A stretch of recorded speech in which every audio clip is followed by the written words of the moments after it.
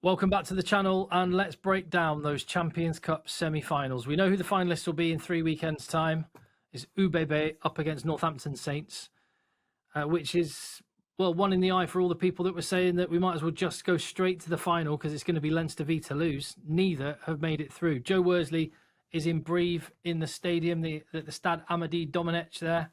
Hopefully, he's going to be, that stadium will be seeing Toulouse and Bordeaux heading to it next year in the top 14. We'll see about that as it unfolds here on the channel. But Joe, for now, what were your top line thoughts after that and during that Bordeaux-Toulouse game? Bordeaux-Toulouse, I honestly didn't know which way to call it. I thought it could go either way. Bordeaux on the day with the home crowd support, I did think it'd make a difference, something we talked about. But it's just the two semi-finals for me. I want to talk about both of them. One is a very great demonstration of French rugby, and the other one's a great demonstration of Anglo rugby. So for us to talk about them deeply now is going to be hopefully very interesting for all of you at home. Just a couple of top line figures. You mentioned the crowd, that was a factor. You've also mentioned, we can mention the key players that weren't available for Toulouse that would no doubt have made a difference.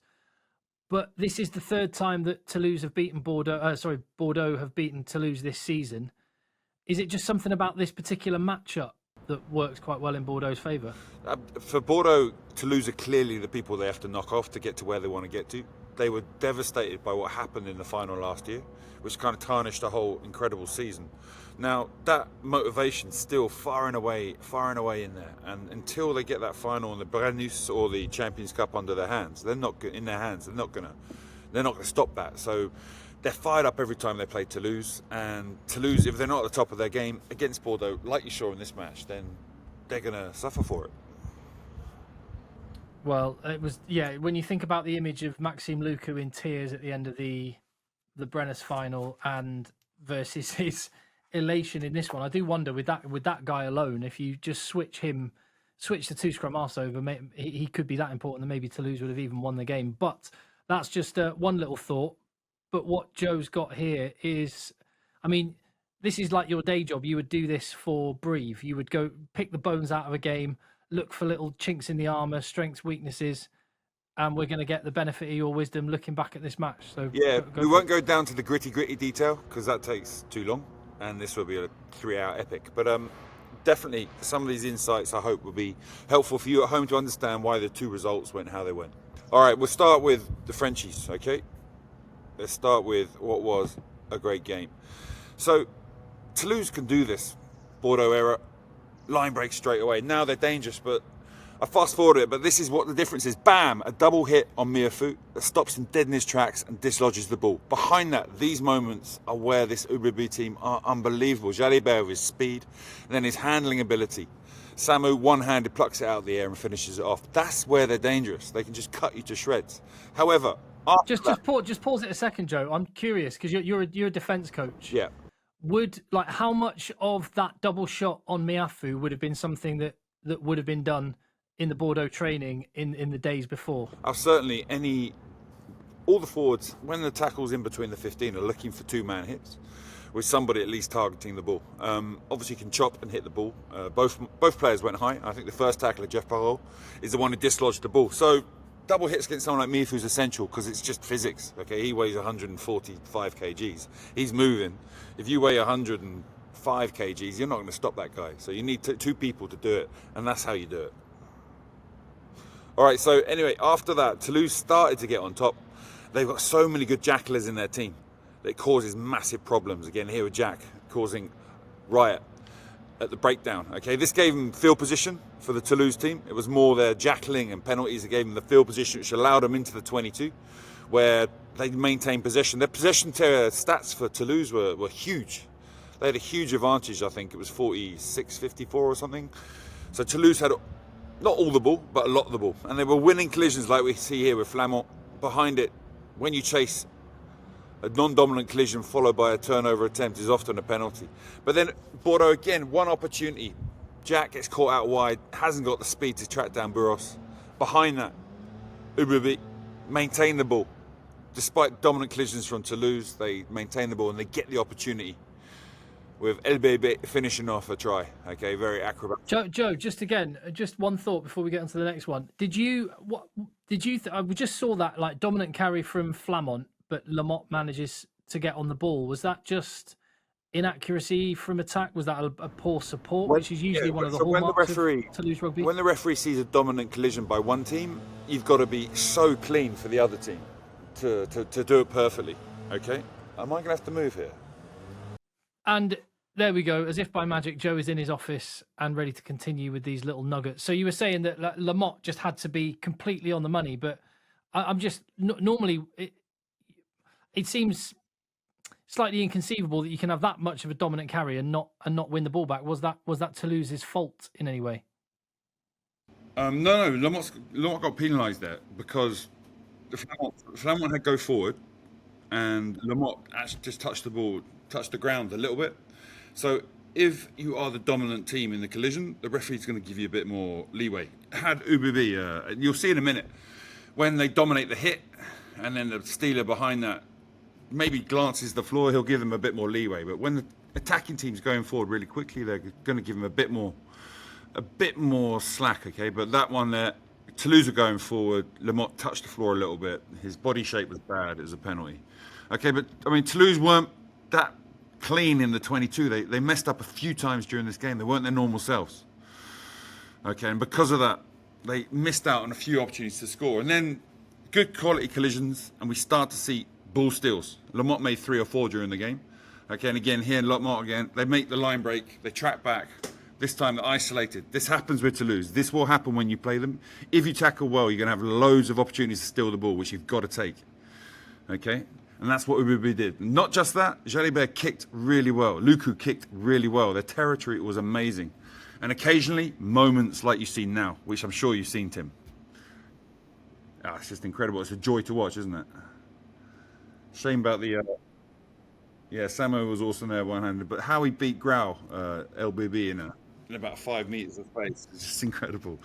Okay, but after that, Toulouse reacted. They're 14 points behind. They finally got the game going. Gillon made a big impact on the game coming up. Okay, carrying well. Once they get go forward, then they start to play quickly. All these rucks being less than 3 seconds.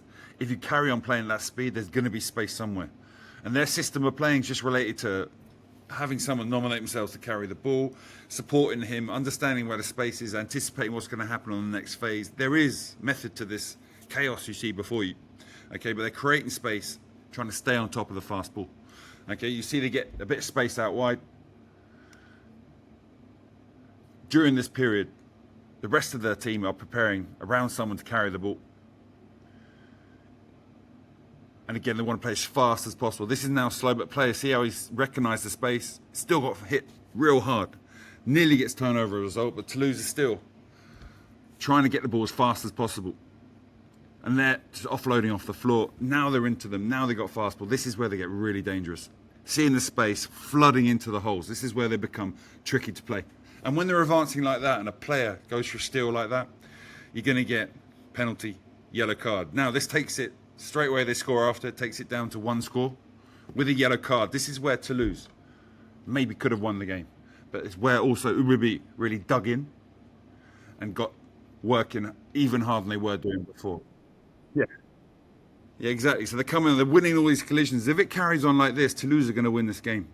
Okay, so they're starting to get on top, playing against 14 players, winning the collisions. They're creating space, which they're attacking well, putting pressure on them. But again, exiting well. Jalibert, a bit of genius, getting that offload. Enough speed to get away from Croat, and then bam. He gets smashed for it, but he gets a good exit. Bordeaux get up the pitch, Bordeaux Begler get up the pitch, and they make a tackle higher up the pitch. Okay? Again, that's just great exit play and great play from Bordeaux. And this is where, again, the tide turns a bit. They get some line speed. They interfere a bit with what's happening. Okay, and they get a scrum. They get a knock on. Okay, so they've had 10 minutes of Toulouse as masters of the game. And they got a knock on a turnover. So things started to go more their way. And again, a huge steal from Deporter there. Gets that kick. From that penalty, they kicked to the 5 meters. And from the 5 meters, they scored the try that maybe, for me, won the game. At that point, they went 14 points clear. And once they're that clear of Toulouse, the way they were playing, the way they were exiting, trying to play more territory, that meant for me they were always going to take it home from there. I mean, Toulouse can always score tries at will, but from that point on, I was pretty sure that Bordeaux were going to win. They're starting to dominate collisions again. They were controlling the game. Just that period where Toulouse were on top was the one, okay? But Bordeaux's recipe of incredible tries, a committed defence, turnovers, and the exits is what prevailed against that Toulouse team. Yeah, and I mean, usually one of the things you say about both of these teams is they can have their little purple patch of 10 minutes, which every team will get in a game at various points, and they're capable of scoring, 20 plus points in that period.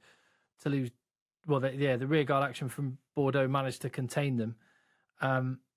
Yeah, but I think they just managed those moments. To beat Toulouse, they made 160 tackles to Toulouse 91. That's an example of how hard Bordeaux worked, and enough of those tackles were dominant enough to get those steal opportunities out the back. So if you tackle well against them, you're going to have steal opportunities. You're going to have them. And if Toulouse mess up a few times like they did, then maybe they just won't score as many tries as normal. And Bordeaux are a team who can score tries and score points, like you can see. So when they're getting those turnovers, or when the opposition make a mistake, they're going to score tries. And that's kind of the Bordeaux recipe for winning that match. Yeah, and that last try was brilliant defence, kick to the corner, and good drills with the forward pack. But it was some of those little fairy dust, stardust moments, which actually were the difference. And when you look at the Toulouse team, no Dupont, no Kinghorn, no Ramos, and others, you wonder what a difference those players may have made with that possession and that period that Toulouse actually had. But yeah, absolutely brilliant. What's really interesting, and we should move over to Northampton and their amazing win against Leinster. The stats that you've already mentioned, Toulouse had the more possession, nearly 2/3 of the possession, or certainly over half. It was almost 2 tackles to 1 Bordeaux made versus Toulouse. And it was a similar story. So is there something, before we get into the actual game, is there something in rugby more generally? Yeah, a good indication of who's going to win the game is 22 entries. Bordeaux had 11 entries. Toulouse had 10. So despite the possession stats being like they were, and territory both being in favour of Toulouse, Bordeaux actually won more entries. Okay, some came through line breaks, some came through great defence and kicking in, and some came through great attack and line-out launches. So it came from various areas. Okay, so that game's pretty tight as a result. 11 entries versus 10. This game, the stats on this game, you'll see them come up. But off the top of my head, I think Leinster had 65% possession, like 50-something, 8% territory, and the biggest one for me was 22 entries. Like Northampton. Leinster had 20 entries. 20 entries. And to put that in perspective, they beat Harlequins, and they had 22 entries against Harlequins. And they scored 62 points in that. Exactly, to 0. And against Glasgow, I think they had like 18 entries or something, and in that one they scored 50. But that's just a reflection of the game and why Northampton won. I mean, you say it might come up in the footage that you've got prepared. Can you, off the top of your head, what was Northampton's by comparison? Northampton has 7. 7 what? entries, yeah. 7 entries and they scored 37 points. Yeah, they average like between 6 and 7 points per entry. So it's quite it's interesting, and the video will touch on what happened. But we talked about last week, Northampton have to take every opportunity they got. They're going to face a Leinster team that are used to crushing people, and those stats I've just reeled off to you are Leinster's strength. That's how they crush the opposition. They just crush your ability to play. They give you no space. You're in your half. You got to take risks to do anything. And normally that's what wins them the game. But you'll see from the video kind of why that didn't work. And how Northampton. Before we get into the video, does it feel like this was a bit of a freak occurrence? No, I think these things happen. You have to be able to defend 20 times to defend well if you're defended 20 times in your 22 and only conceded a few tries. So it's not just about being a freak occurrence. I think, Leinster will be disappointed with some of the errors they made, but Northampton can also be proud of some of the defence they came up with to stop an opposition who normally would, after 20 entries, take the opposition. Right, I'll just ask you a quick question. Would you have gone for 3 at some point in those final 10 minutes when there were penalties 15 meters on about the 15-meter line? I was always pretty pragmatic and taking a points taker unless you really desperately needed to score a try. But easy to say after the fact, isn't it? Because they'd scored all those tries from tap penalties and stuff. That if they'd have missed the kick, I'm sure they would have got a load of stick for not continuing to do what had worked so well for them through. Exactly. I mean, the momentum, yellow cards are a factor there, but hey, you could argue for either. All right, go on then. Take it away. Then I'm looking forward to this. Yeah. So this is an interesting game. Watching it, you didn't really quite understand that dominance in terms of stats. So you're going to see what Leinster normally do really well in these first clips. It's just an example of how they crush the opposition normally, okay, and how they get the kind of stats we saw. Just excellent passing, excellent skill, attack the space with the ball or by the hand, massive pressure behind, and boom, they've got you. They got you in a area of the pitch. They got you in a place that's really hard to get out of, or you could concede a penalty like this, and that's another 22 entry for them. Okay, for some good handling and a good kick. Okay, 20 entries into the 22 is a huge number. And again, we'll see why that's happening now. Their kicking game's really good. They're great at contestables. They're great at kicking long. Okay, that Gaelic football influence and how Ireland plays a big feature there. And again, you see, you give them space and time, and you leave a bit of space in the backfield. I mean, to be fair, that kick's just amazing. Again, 65% territory is incredible. And it's not just that kicking game. It's their defence. The defence normally is very aggressive and creates turnovers, like we see there. Okay, Northampton playing flat at the line, but boom, turnover, and you're down on your own drop out from your own try line. So possession, territory, really difficult day for Northampton if you look at those stats. Okay, very difficult day for Northampton to look at those stats. But again, you're seeing here the way of defending, how all in that kind of South African blitz defend, Niebert teach them to defend like that, creates these kind of opportunities. But I think on this one, you begin to see where it started to unravel maybe at times. There's a 3v2, no one in the backfield there. Normally, I think Leinster would do much better there than they did. Okay, but we must congratulate the Northampton forwards who put in an innings, okay, against stopping mauls, which against Leinster is very difficult. Okay, just fronting up, big hits, steal opportunities, net rolls behind that, okay, winning penalties. Okay, yeah, they missed a few tackles. That one's a bit iffy, maybe got a good call from the ref. But again, the forwards from Northampton stepped up. So let's not take away anything from those Northampton forwards, okay? But the game for me revolved around the pressure game.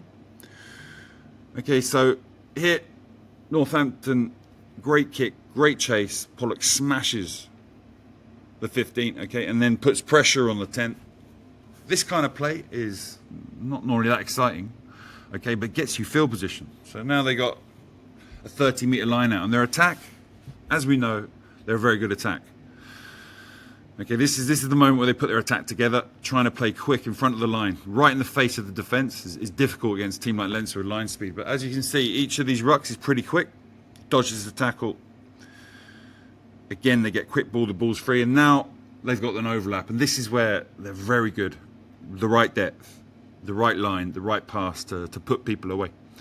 Okay, but that was good attack. But for me, the pressure game was the big moment. Okay, so normally this happened. You play in front of the line like they do normally, and there's a lot of turnovers. Then they get into the pressure game, so I zoom through it quickly. Okay, and this is where Leinster will be really disappointed because the pressure game is normally their baby. These two players are separating now, and we can see, okay, we can see that space that's grown between them. They would not normally leave this space. Finn Russell's seen it already, and bam, through that line. That is through people not working hard enough to stay connected, and for me, Leinster would never do this normally. Is it a sign that they're a bit undercooked before? They hadn't had hard enough games? I'm not sure.